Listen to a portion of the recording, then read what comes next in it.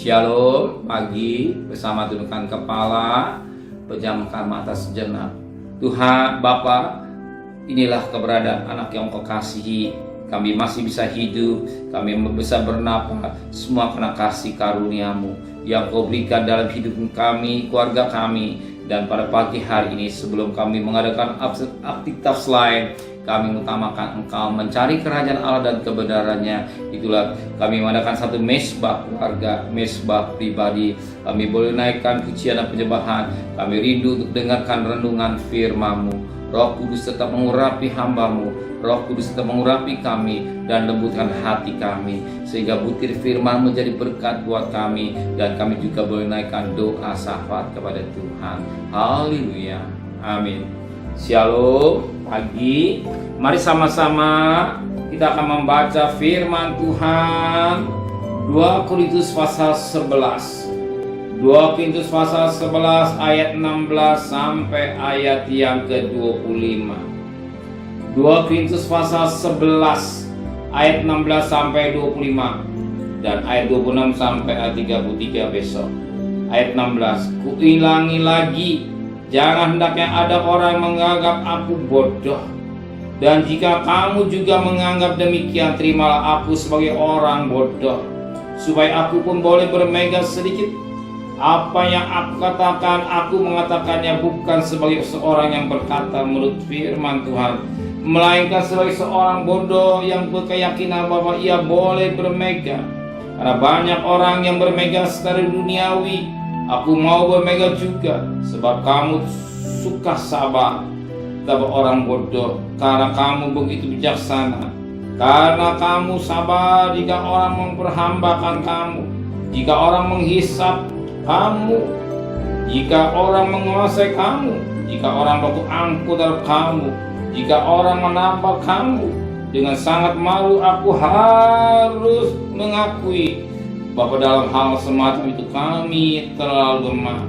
Tapi jika orang-orang lain berani membanggakan sesuatu, maka aku berkata dalam kebodohan, berani juga. Apakah mereka orang Ibrani? Aku juga orang Ibrani. Apakah mereka orang Israel? Aku juga orang Israel. Apakah mereka keturunan Abraham? Aku juga keturunan Abraham. Apakah mereka pelayan Kristus? Aku berkata seperti orang gila. Aku lebih banyak berjilid-lelah, lebih sering di dalam penjara, didera di luar batang, kerap kali dalam bahaya maut. 5 kali aku disesat orang Yahudi, setiap kali 40 kurang 1 pukulan. 3 kali aku didera, 1 kali aku lempar dengan batu. 3 kali mengalami kapal karam. Sehari semalam aku terkatung-katung di tengah laut. Dalam perjalananku aku sering diancam bahaya banjir dan bahaya penyamut, baik dari pihak orang-orang Yahudi dan dari pihak orang-orang bukan Yahudi, bahaya di kota, baik di padang gurun, bahaya di tengah laut, dan bahaya dari pihak saudara-saudara Paulus. Puji Tuhan. Kita perhatikan firman sampai ayatnya ke-26 ya. Besok 27 saja. Kita sampai ayat 33. Bagaimana sikap Paulus dalam pelayanan, bukan saja pelayanan secara ilmu. Dia seorang yang pintar, dia murid Gamal, orang Ibrani. Artinya dia orang-orang yang secara ilmu pintar. Secara penderitaan, dia mengalami penderitaan. Tapi apa yang dialami, dia tidak bermega dalam penderitaan. Dia tahu dia semua alami karena Kristus. Dan hari ini mungkin saudara mengalami, katakanlah, menderita, mungkin dagang sepi, mungkin hari ini seperti uang pas-pasan. Bercerminlah melihat firman Tuhan pagi hari ini. Kalau Paulus mengalami penderitaan, dikatakan banyak kali aku berjeri lelah, banyak kali aku mengalami dan hal-hal kapal semangat katung-katung. Dalam perjalanan sering mengalami bahaya, banjir dan selanjutnya. Mungkin hari ini rumah seorang banjir. Apa yang dialami Paulus lebih berat daripada saudara, lebih berat Paulus daripada saudara. Kalau hari ini saya mengalami, ingat Paulus mengalami, dan saya juga sekolah mengalami. Barang siapa ikut aku, dia sepikul salib dan menyangkal diri. Ya, menyangkal dirinya tidak senang orang, pikul salib yang tidak mau, sebab tanpa ada salib tidak ada mahkota. Jadi kalau saudara hari mengalami persoalan yang berat dibandingkan Paulus, belum apa-apa.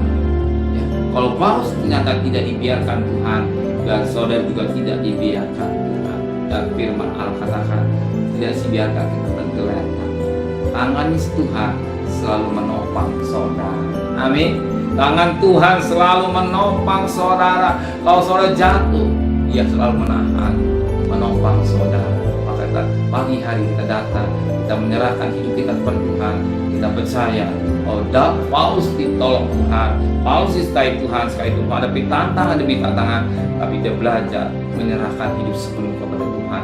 Dan saudara juga belajar menyerahkan hidup sepenuh kepada Tuhan dengan masalah-masalah yang dia hadapi, masa problem yang dia hadapi. Satu perkara, Tuhan tidak akan tinggalkan hidup saudara. Amin. Ingat Ibrani 13 ayat 5b, Tuhan sekali-sekali tidak tinggalkan saudara. Tuhan sekali-sekali tidak membiarkan saudara. Pada ayat 6, Tuhan ada penolong hidup kita. Amin. Dia selalu menolong. Ya, saat kita tidak mampu, tangannya selalu terulur untuk menolong saudara. Amin. Belajar menyerahkan hidup sepenuh kepada Tuhan. Amin. Terima kasih Bapa di surga. Kami belajar bercermin kehidupan Paulus. Paulus mengalami penderitaan demi penderitaan, masalah demi masalah. Dengan secara ilmu dia pintar, tapi dia harus menerima kenyataan dalam hidup dan pelayanan.